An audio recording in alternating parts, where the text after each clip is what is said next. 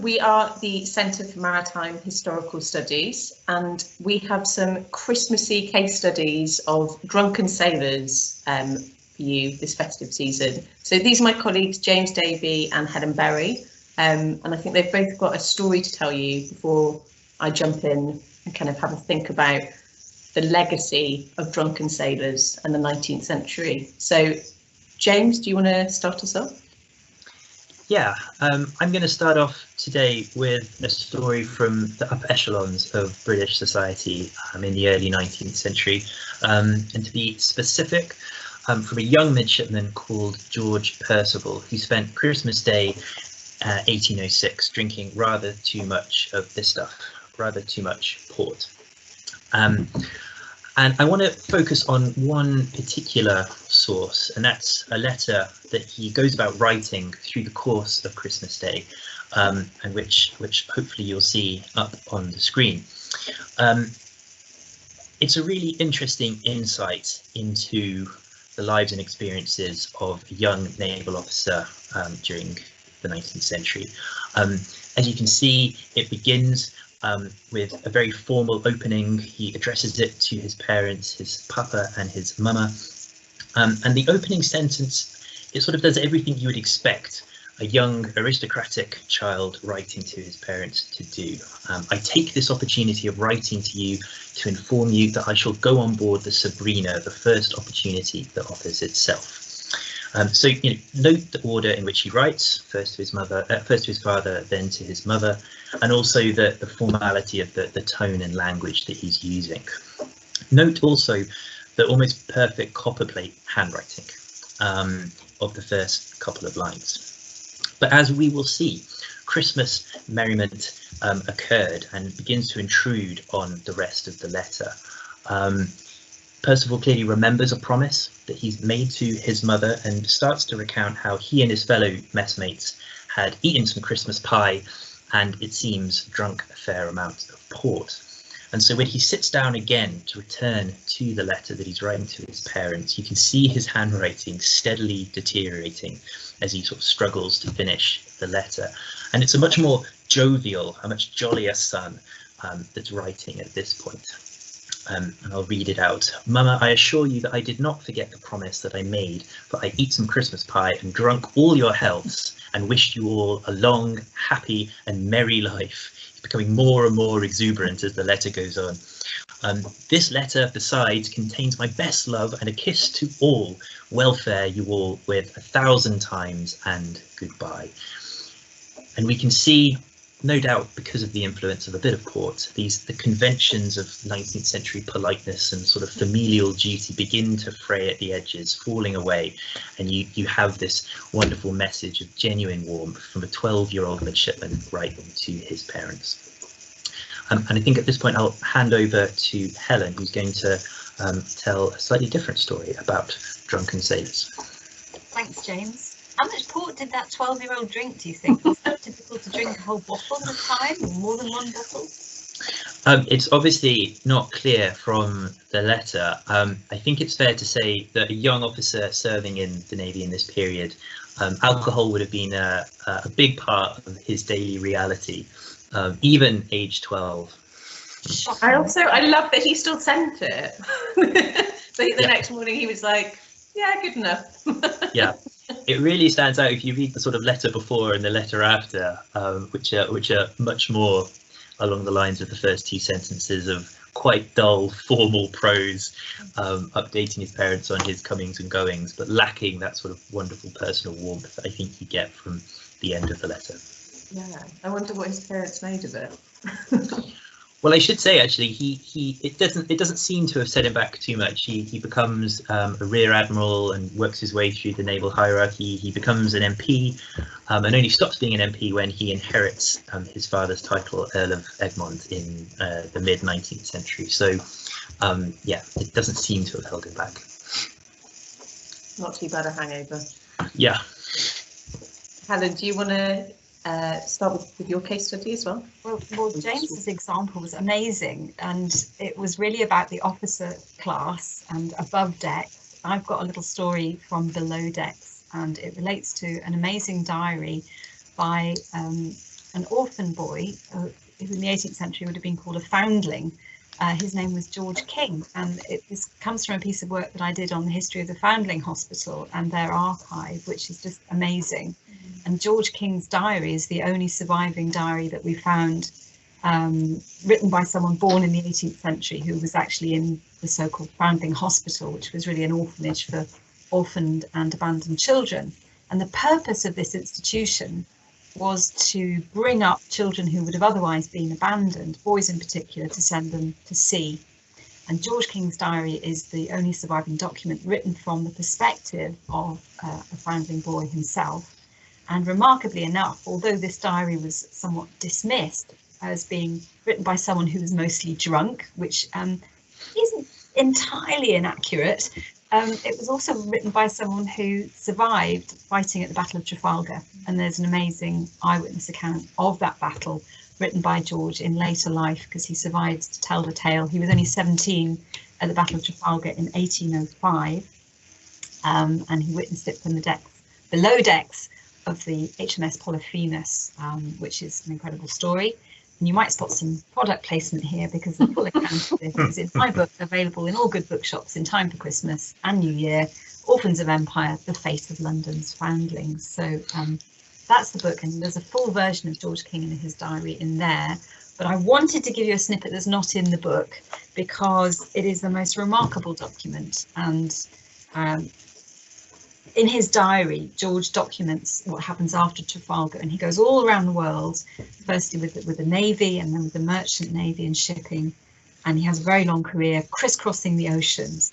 So by June 1807, he's embarked from the docks in, he often travels from London or Southampton, and indeed from Cork in Ireland, and he goes across the oceans. And this particular trip was to Montevideo and to Buenos Aires, and following that eastern coast, Central and Southern America.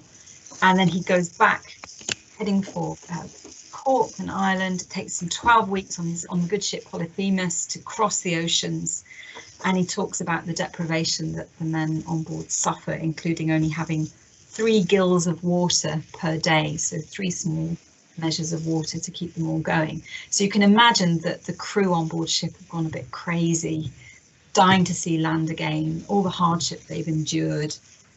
So he gives this incredible account of arriving in Cork in December 1807. And he says this, I'll quote from his diary: "Christmas Day arrived when we had double allowance of grog twice that day. And shortly after dinner, we commenced singing, I bet we did, and such like, as the grog got to our heads. In the course of the day, many friends and relatives of some of the ship's crew had come on board to welcome them home, and amongst them the wife and daughter of our carpenter's yeoman, who had provided plentifully for them." So you can imagine this was this huge party, families being reunited, everyone drinking, they're so relieved to be safely home after weeks and weeks of hardship. But then he goes on to say, "But sorry to relate that about 9 o'clock the same evening, the said yeoman had drank too much grog and whiskey. Then on his coming up from the cockpit to go to the head of the ship, as was supposed, he crawled out of one of the main deck ports and fell overboard. The jolly boat happening to be alongside, they soon picked him up as he floated, that when he was hoisted on board, he was quite dead. A sad sight for his wife and daughter." It's just a terrible story. That's a bit of a downer for Christmas, that one. But to survive all those trials at sea, and then to got outrageously drunk, and then, you know, thinking, oh, I'm just going to crawl through that porthole, and then you've had it.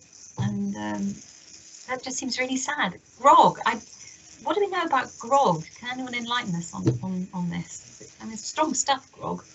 I feel like I've got some version of it in this kind of horrible skull decanter behind me.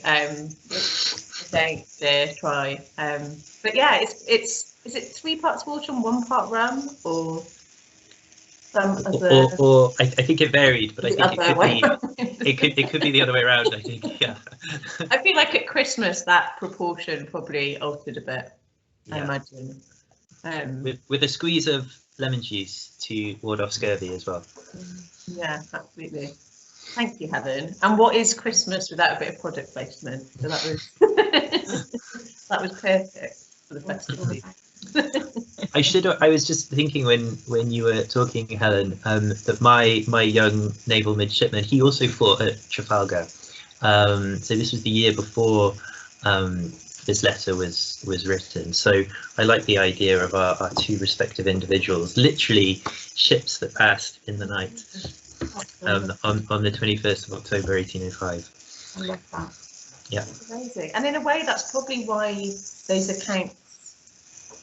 Yeah, I mean, there must be so many accounts of festive drunkenness on those ships that they were part of. But I suppose those ones that you've both found in your research are held on to because they record Trafalgar. It's interesting that those little snippets get recorded in the historical kind of as historical evidence. But I'm sure there were many other young men involved in the merrymaking. I mean, these are sort of hangover stories. I mean, no pun intended. These are hangover stories from the 18th century. Ellen, this does seem to fit the stereotype of drunken sailors in the British Navy. But I think you've got some interesting ideas about how the party ended around about this time as we're moving through into the 1800s. Yeah, so it wasn't quite as raucous by the late 19th century. So I've got a little quote from a Cornish writer. His name was Arthur Quiller Couch, or Q, as he termed himself.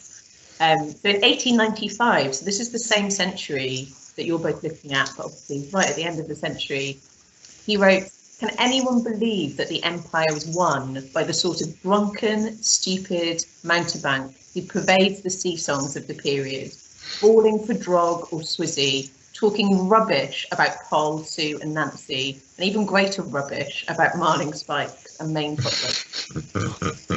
So I think by the end of the 19th century, people have a fairly dim view of the kind of politics that your sailors are getting up to. Yeah, come join us up here. But I think that's kind of indicative of a change that took place in the Navy more broadly in that period, which is it's becoming very professionalised. It's becoming a lot more about a kind of respectable, sober, in every sense of that term, form of bravery, and kind of lower deck masculinity as well is changing to become about respectability in a way that doesn't necessarily fit in with Nelson's Navy and those kind of cultures of lower deck revelry. And I think it would be interesting.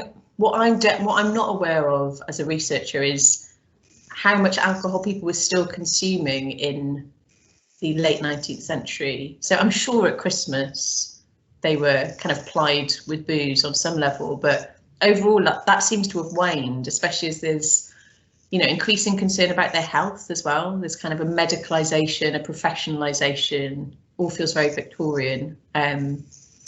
So yeah, by the end of the 19th century, the party does feel a bit like it's over, which makes me really sad. I mean, I'm not sure which Navy I'd rather be in. I feel like I'd sounds more fun, but also higher risk of death.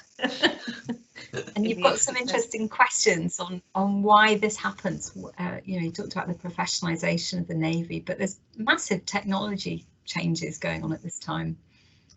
Yeah, absolutely. So, I mean, another change in terms of the social world of the lower deck, what a Christmas party might look like, if I'm not making too tenuous a link, on the lower deck after steam, is that you just need far fewer sailors. So the rise of steam power in shipping generally, but in the Navy in particular, which have traditionally had huge crews of men, like 800 men on one ship. With steam power, you need less men, and the sailors that do exist are working alongside engineers and stokers, rather than all kind of like-minded sailors, and so many hundreds of them. And so I suppose this speaks to the project that we as a group are looking at moving on to in the next year or so, which is the Industrial Revolution at sea, and what are the kind of social impacts of that? What are the festive impacts of that? I'm not sure that's an official research aim. What are the climatic what's the impact on climate change that that steam power and technological transformation have over the course of the 19th century, but also today. I think that transformation is still being felt, obviously. And so that project, the Industrial Revolution at Sea, is something that perhaps we could look to connect with other members of Exeter Marine on. I don't know what your feelings are on that, on this kind of change that's taken place. I think we're going to throw those questions open to anyone who wanted to watch and enjoy this conversation, and we'll just say cheers. I've got my mug of grog here, and happy Christmas and happy New Year, one and all, however you choose to celebrate it. Cheers, everyone. Merry Christmas. Cheers, Merry Christmas.